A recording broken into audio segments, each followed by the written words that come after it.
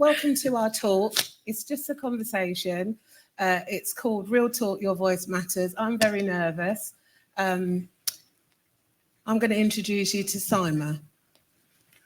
Hi, I am Saima Ashraf MBE, and this is... Who are you? I'm Sam Alexander from Bedfordshire Police. Saima's from Merseyside Police. So we're going to take you on a journey. You're going to hear about our disabilities and some of our achievements and the work that we do. At Merseyside Police, I work there as a senior auditor, been with Merseyside for 11 years.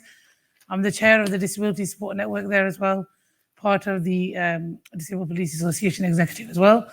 And hopefully you guys we're testing on you because we're going to create a podcast out of this. So at the end, we want your verdict. Are we worthy of being on Spotify and Apple Podcasts? So hopefully you can have fun. Yeah. And I don't know what Tracy was thinking when she decided to put us on stage, because we are taking over now. So, Yeah. we're not going to shut up. Although I have got a timer on my phone because we can talk for England, can't we? Yeah. So okay. So this is just a conversation, as we said. And it's an honour actually to sit up here, being a member of the DPA and then getting to sit on the committee. I have to give, and I'm sure Saima will agree with me, Dave, your talk was really moving, and we can't take the emotion out of it. It's really emotive, and actually it's made us a bit wobbly coming up here today. So we're going to have to ramp it up with the jokes. So no disrespect, but So Saima, tell us about your journey. How did you become disabled? What was your landscape and your the pathway to here today? So I wasn't born with my condition. I'm the youngest of 5 siblings. Nobody in my family ever had any kind of vision impairment. I suddenly, kind of between the age of 10 and 12, I started to lose my sight. I'm younger than 3 brothers, so I was very sporty at the time, playing a lot of football, a lot of cricket, and started noticing from afar I couldn't see the ball. But then I always thought it's just the sun in my eyes. In the playground, when the kids would call me, I'd have to run towards them to try and work out who is it that's calling me, still not realizing that there's something going on with my eyes. And it wasn't until a nurse came into school and did an eye test, and she picked up that my sight had significantly changed from the previous year. And it wasn't until that point when she then referred me to Manchester Royal Eye Hospital, because I live in Blackburn, Lancashire. So we kind of started going to Manchester Royal Eye Hospital. I was at the Blackburn Royal Infirmary as well. And then over the next 6-7 years, in and out of hospital pretty much every week, loads and loads of tests, trying to work out what's going on. Age 17, then I was told, I was registered blind, and I was told eventually I would lose my sight. And initially it was said, that the condition I've got means that you either end up with tunnel vision, so you lose your side vision, or you end up with just side vision and you lose the front vision. With me, that didn't happen. I always like to be different. I'm always unique and everything. So I'm greedy on that front as well when it comes to having eye conditions. So I kind of ended up with where the vision was significantly reduced, but I still had side and front vision. That's kind of progressed up until the age of about 25. Then I got even more greedier and decided to get cataracts on my eyes as well. So that little bit of vision that I did have, about a meter radius, went. So now I can't see any of you guys. You're all a complete blur. The only thing that I can kind of make out is where the lights are on. I've got light perception, and where the kind of windows in the room are. So that's the vision I've got.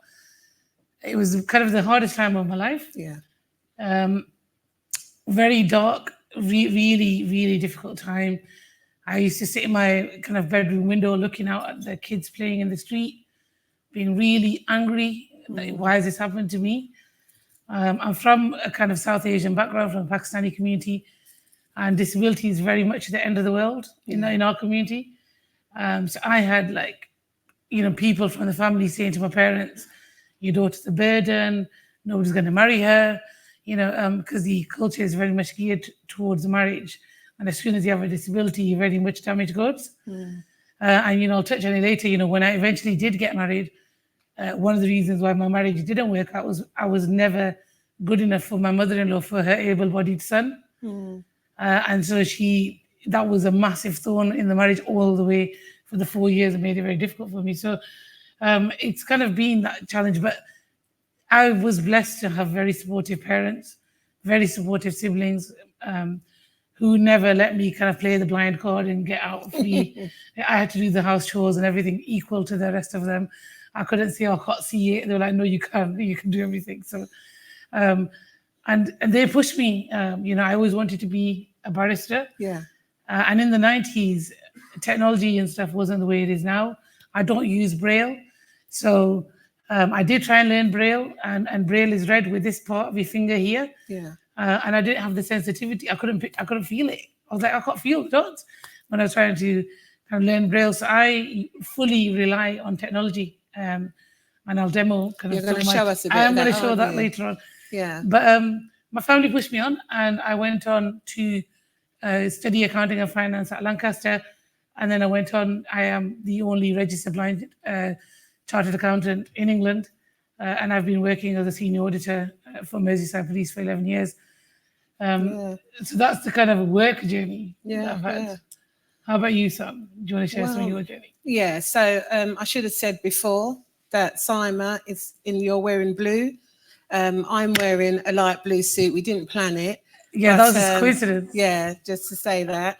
And I've got black hair. I'm really gorgeous, and I'm a size 10. And just to give you that perception, yeah.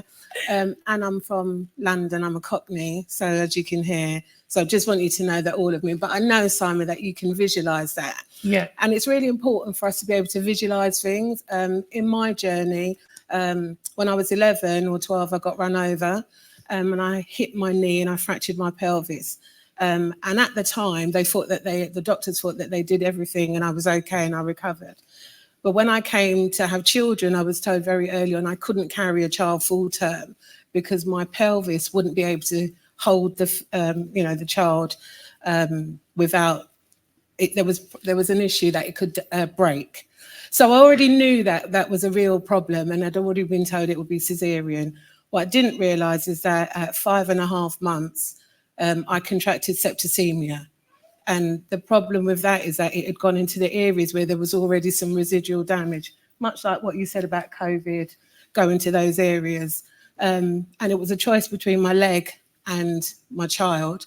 And I made the choice, obviously, for the baby. And so although I got treatment and I survived septicemia, my body continued to get damaged throughout. And by the time I had my second child, I went blind in one eye. And my body was trying to throw out all the toxins from the septicemia. So about 2011, my daughter said to me, "Mummy, I've never seen you walk without a cane. Jean-Pierre told us that you never pushed a pram," little things like that. And all the time, the offer of surgery I had rejected. And then I took the offer of surgery and it didn't go well. And it damaged my back, and I'm now a wheelchair user.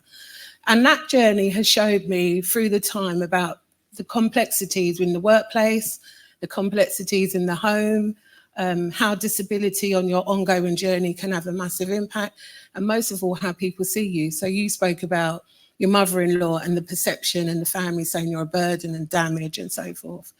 And my perception was internal of what I felt. I felt that disability, having a disability, there was an ugliness. I had to keep relying on people. I had to keep asking. And I hated that. I hated the fact that my freedom was gone. And after the surgery, I had to learn to walk again. I had to learn to sit up, and I had to retrain how to drive. So the journey's been difficult, but in 7/7, when I was pregnant, and it was the bombings in London, I was working at Scotland Yard. And I realised that we don't really understand a lot. I was working in an organisation that I thought was very forward about disability and workplace adjustments and so forth. And this is where you come in and talk about technology and, the difference that you make when you try and be an advocate for disability. You do a lot of charity work, don't you? I do. And I often get asked, when do you actually sleep? Because I do. I have a radio show. See, we can talk. That's why my show is called Let's Talk with Saima Ashraf. So every week kind of talking about taboo topics, particularly affecting our British Asian community. I also have a podcast, so any of you on Spotify, tune into I Believe Blind Pod. It's a group of blind, visually impaired people talking about generic topics, but how our being from South Asian communities, the cultural barriers, additional challenges and barriers that we face with having a disability as well. I also am a governor of a school for blind children in Liverpool. So with that, working with kids from all around the world with blindness. And it's all about trying to inspire and empower people that there is life after sight loss. Yeah. And because I wasn't busy, I decided to launch a blind baseball team in April. Because the one thing that was missing in my life, I thought, I do all sorts. And then I was like, sports, there's one thing. So I tried out a few blind sports, tried blind tennis, blind cricket, and some blind football and stuff. And then I really, really enjoyed blind baseball. So, and the best thing is because somebody's not balling the ball at you. Because the ear-eye hand coordination is very difficult, even though I've got really good hearing. But I was just like, in cricket, I was really struggling when the balls come into me. But with blind baseball, you actually hold the ball. It's like tennis, you hit the ball. And then the first base is a bleeper. You follow the bleeper, you run. And after 20 years, for the first time, that little thing of being able to run unaided, without link, you saw me coming onto the stage with my PA fairs, and without my cane, that was just something else. I just loved that thing. I just felt like I was back into my teenage years of running around. And it's something as basic as that you miss. And I just thought, right, this is it. Blind baseball it is. And because I knew I was safe, it's a flat field. I'm not going to hit something. I'm not going to trip. And I just felt I could run. So you talk about the blind baseball and we talk about our work-life journey and how it is. What for you, what's it like every day, your disability? Like, I know we laugh and you're going to tell us like technology that you use and, like Be My Eyes and so forth. But like for me, navigating to get up on the stage is a big thing. Like people might not realise, but push your chairs in when you get up, hope, I know we're all in this equality thing. Nobody wants to open the door. They're frightened if they open the door for people, is it taking away their rights or what have you? But like, as a disabled person, we also have responsibility to make people know how things can be better for us, and not expect people to just understand it or, give us what we need without us sharing that conversation. So like for you, what's your workplace journey been like? So I've got to say, one thing that I've kind of over the years, as I got more and more confident, because initially, I was very, like yourself, very embarrassed, very ashamed. I wouldn't carry my cane. So, I got to university, they said to me, you need a symbol cane. There's 10,000 students rushing around and you need a cane. I carried a cane like it's folded up now, like that for 6 months. And my friend said to me, Sam, you need to open it. People can't see it folded up. What's the point of carrying it if you're not going to open it? And I was just like, I can't bring myself, I can't believe that I need to rely on this thing. That's right. And it's that acceptance. It takes time to get to that point. But, when I did eventually start using a cane, I would never go back to not using a cane. The difference of having one, but it was my kind of journey to get to that point. So similarly, as I got more and more confident, when I started my first job, I actually contacted, I was on a graduate trainee program. So I had the job before I finished university. And I asked my employer, it was the audit commission at the time, and I said to them, are you having any staff training days soon? And they said, why? And I said, because I think you should do, even if it's just 1 hour with my team, talking about working with a blind person. And they were a bit surprised by that. And I said to them, it's because, and it's something that my university friends always said to me, we've never met a blind person. You are the first blind person we've ever met. We don't know what support needs you have, because I have night blindness, I can't see in the dark. But I went to many a bar and club in my life. It doesn't, because my friends were just like, well, of course we're going to take you, and the amount of times they walked off without me, and I'm like, I'm here, like, come back. I'm like, oh, sorry. And they've come back for me, but it's because I've had them conversations and told them where I am. Those courageous ones, And I said to them, guys, this is where I will need this support and where I don't. And the thing is, as disabled people, we sometimes think when somebody's asking us too much, the kind of offering support, we think they're being really patronizing. Yeah. But then other times you think the person's not even supporting me, and you're thinking they're really ignorant to my disability. And I think half the time the person doesn't know how to react to you, and they don't know what support you have. Yeah. So as people with disabilities, as my role at Merseyside as well, whenever I kind of give advice, I always say, as a person with a disability, we do have some ownership to kind of inform our colleagues around us of what our support needs are. Yeah. And the other thing that I would say to line managers who are kind of supporting, who have a member of staff, when they read, when they hear that they've got a member of staff coming in with said disability, don't immediately assume that you know now what that person needs. Because that's the biggest thing that I find, that everybody assumes, oh, I knew somebody who's got dyslexia, I know somebody who's visually impaired, they need X, Y, and Z. And what they don't appreciate is that it is a spectrum. Every condition is a spectrum. My needs will differ significantly to somebody else's needs with a visual impairment. And even when I'm just with my friends who are visually impaired, all our needs are completely different. Yeah. And this is the message that I'm always giving, that it's a simple thing. Just listen. Yeah. And just ask. And ask, yeah. And, the theme is getting it right the first time. But what if you don't get it right the first time? That's okay. It's about just trying and keep going, because there is a lot of pressure on line managers. And we're not going to excuse the fact that sometimes we get it wrong. But it's a continuation of pushing, wanting to know, and the innovation around, can we do something different? So I want to ask you, Saima MBE. She ain't stopped about this MBE, let me tell you. No. She's an MBE. She's going Buckingham Palace. Anyway, but tell me about your family, because it's really important for us to understand. You didn't just come into that. I didn't just come into that. My mum didn't just get an MBE for fostering just like that. They came from countries that it was really tough. And we're here now. We're talking about, equality and inclusion. Last week was Inclusion Week. What's that been for your family, seeing you achieve this MBE? It's just been like, it was the biggest shock of my life when I received the letter in May. So my late sister, who worked for me as my PA for 13 years, sadly got pancreatic cancer in 2021 and passed away in 2022. It's something that she always said to me. She always said, you're going to get an MBE one day. All the work that you do, you're always going to, and you don't do the work that you do for that kind of recognition. Right.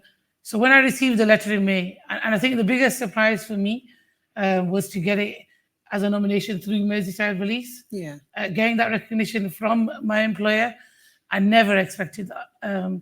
And for them to nominate me, for me to get that, that kind of was just unbelievably amazing. But when I told my parents, and I am from very much a working class background. My dad migrated to the UK at age 15 in 1969 as an economic migrant. He worked in the cotton mills as a weaver. My mum came in 1976, and to support my dad, she worked in the denim jean factories, piecework, stitching pockets onto jeans. Really difficult, as we grew up. And the one thing that my parents wanted for us was to have a better future than them. Yeah. And they come here, with a lot of responsibility to financially support their families back in Pakistan as well. Yeah, like it's not just living here. Yeah, it's about you've got to build. My parents built their family home back there and everything. So we lived through all of that. And the big thing that my dad encouraged us was just do something with your lives, have a better life than us. That's why we left our families and came here. All my dad's parents, his siblings, everybody were in Pakistan. My mum had a couple of siblings here. But my dad said the reason why we've made these sacrifices is for you. So for him now, and this year is 55 years since he moved to the UK, he said, and the royalty, all of this is massive, for being in the Commonwealth countries. And he said, I never thought I'd get to go to Buckingham Palace with you to get an award like this. And I'm really pleased that in December I will be taking my parents right before Christmas. So you get to see what Buckingham Palace is like a week before Christmas. But and that meant so much to me, that my parents, and the same, community that always said to my parents, your daughter's a burden, but my parents were the ones that always believed in me as well. Yeah. And my dad was like, you've got no idea. Down to my, my own grandma, my dad's mum, when I, in 2002, during university, I went to Pakistan, and my parents had been there for a few weeks before me. And my grandma said, oh, why is she not staying for longer? And my dad said, oh, she's at university. And my own grandma laughed, like chuckle, like as if she's at university or she's able or capable of being at university. My dad said, yeah, no, she's at uni, she's only here for 2 weeks. And that was the reaction, of my own grandma. Yeah. But my dad always said, no, my daughter's not a burden. Yeah. And you will see. And now the same people come to my parents and are like, isn't she an inspiration? Yeah. And that's that thing that, where it's turning that around 20 years later. And they use me as the example to say, oh, look at what Saima's achieved, even though she can't see. And I still have the taboos. I live on my own. I've lived on my own for 5.5 years. I choose to do that after I binned off my husband. We're going to talk about that actually. So yeah. I'm going to ask you about that in conjunction with, that being written off, because a lot of people with disabilities or even organisations, we want to move away from saying that disability, you can't do your job. I, as a fingerprint expert, was told a lot of the time, you can't go to the mortuary, you can't do this because there's an issue with your wheelchair or there's an issue with, my walking stick and it's sanitised areas. And actually, when I asked the mortuary, they were like, we've got people who are disabled, not a problem, we'll make it work. Isn't it about that innovation, about stepping out and just like trying to do outside the norm? Because a lot of people feel that, especially if they weren't born disabled, their journey, their work-life journey, they don't want to share because they think that they're not going to progress with promotions or what have you, or that they're going to be treated differently. So you've experienced that, but also in a really personal way. And this week, we're doing a lot of work around VAUG, violence against women and girls. What about disabled abuse? Well, I mean, I'm going to share with you guys very personal now that where, for me, I actually had kind of disabled abuse from my ex-husband. So as our kind of relationship deteriorated, it became quite an abusive marriage. And so it was initially kind of mental abuse, progressed to physical. But in the end, the last kind of absolute straw was financial abuse. So my ex-husband took out a bunch of credit cards in my name because I was off to Liverpool, and he's very controlling. He wanted my location all the time. I had to send him, like he fully tracked everywhere I was. He checked my phone all the time.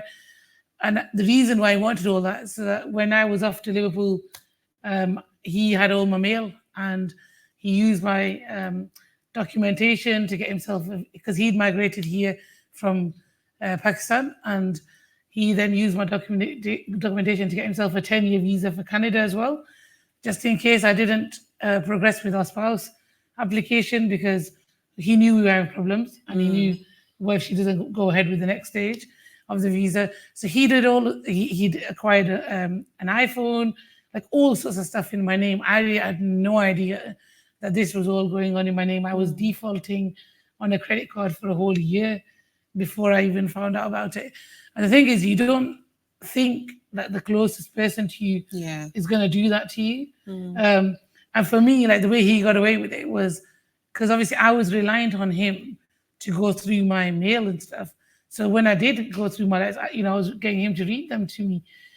So when it came to like bank statements and stuff, where he'd been using my cards, he'd add the amounts onto like normal bills. So like on normal direct debits of like gas, electric, water, stuff like that, he'd add. So I would think that money's gone to just them amounts, not realizing it's other stuff that he's using my cards for. So this obviously kind of all came out, which is where then I think he forgot the fact that I work for the police. And that big fact, just to add. So then I kind of confided in the kind of chair of like the kind of BAME network at Merseyside. She was a chief inspector at the time, told her, and I just said, look, because she was from a South Asian background, and I just wanted to bounce off her. Because when you're in the situation, the one-off incidents, they don't pile up as like the mountain of negative incidents. So you just see them as the one-offs. So I just wanted to kind of share with her and see, is it just me, or is it the cultural thing, or am I really like being abused here? Yeah. So she just was a listening ear, and she listened, and I knew she's been through kind of honor-based violence herself. And she just said, this is not right. The whole situation is not right. And I think for me, because I've had all that backlash negativity within the community around marriage, that was one of the reasons why I was reluctant to accept that this guy is abusing me and this marriage isn't right for me. But because then when I talked to her, she encouraged me, and then I set things in play, and I then deported him. So absolutely. Yeah.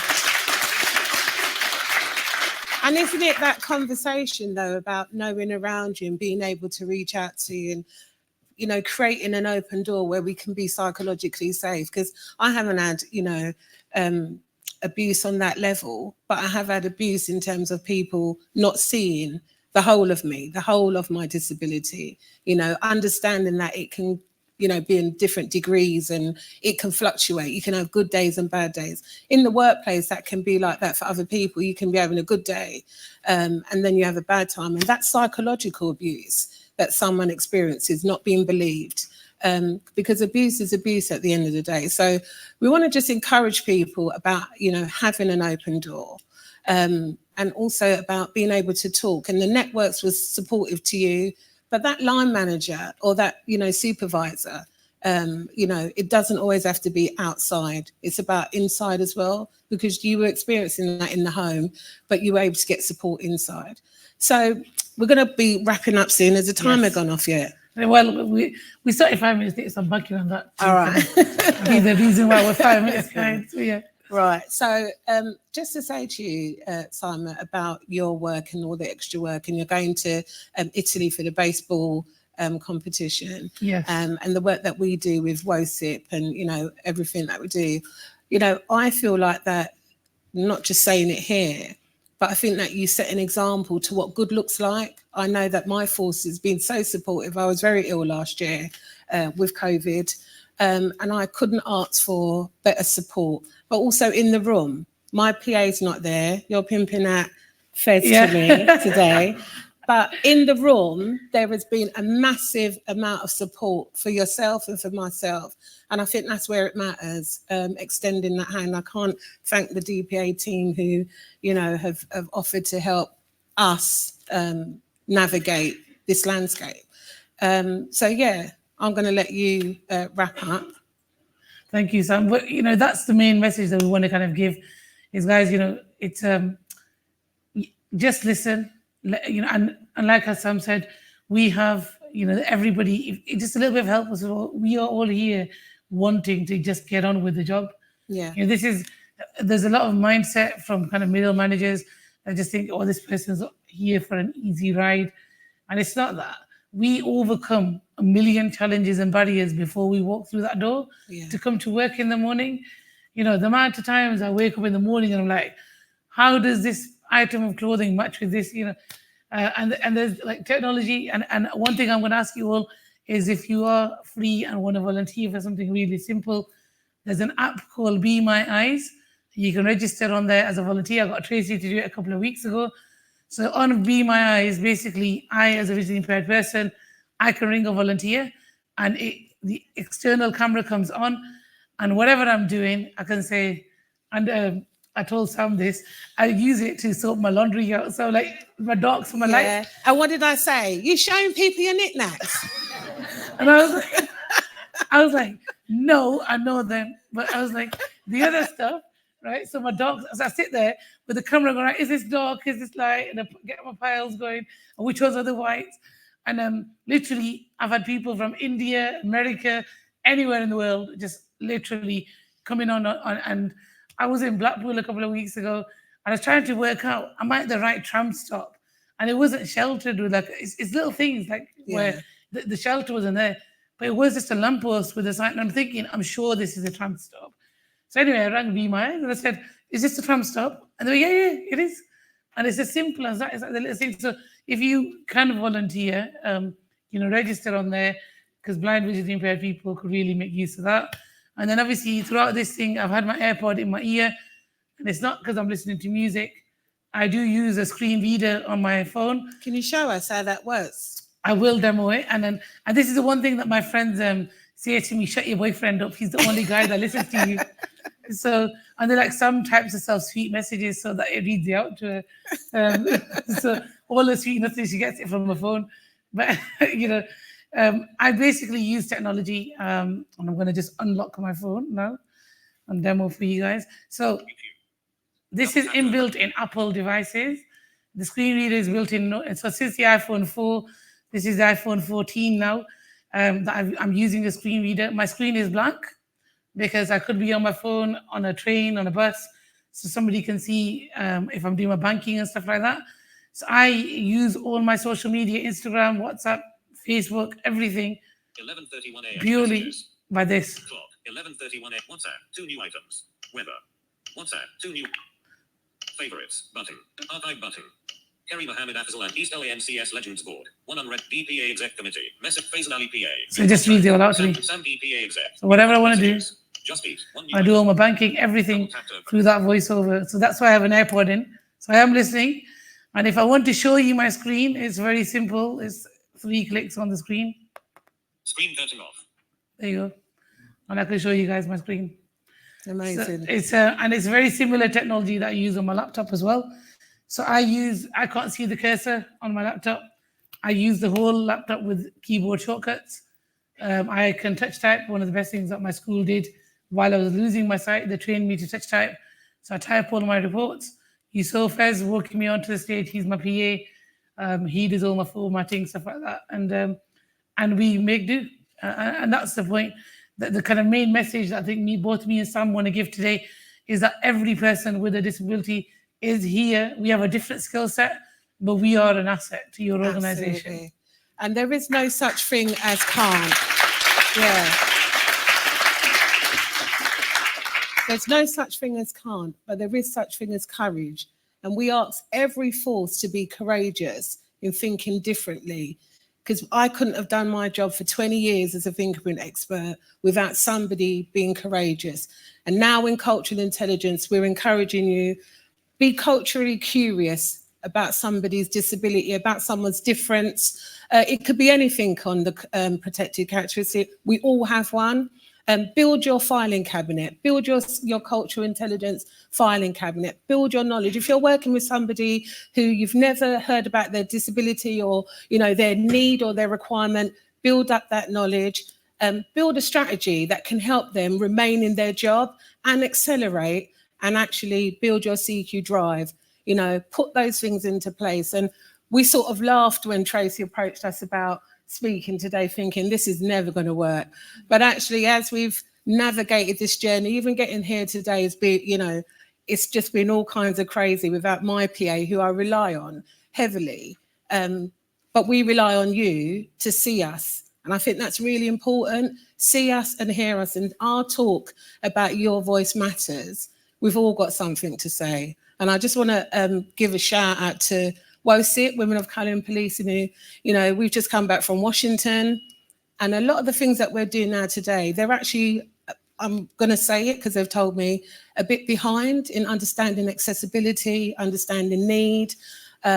We've got work to do, and we ask you all to join us in doing that. Thank you. Thank you. Thank you. Thank you.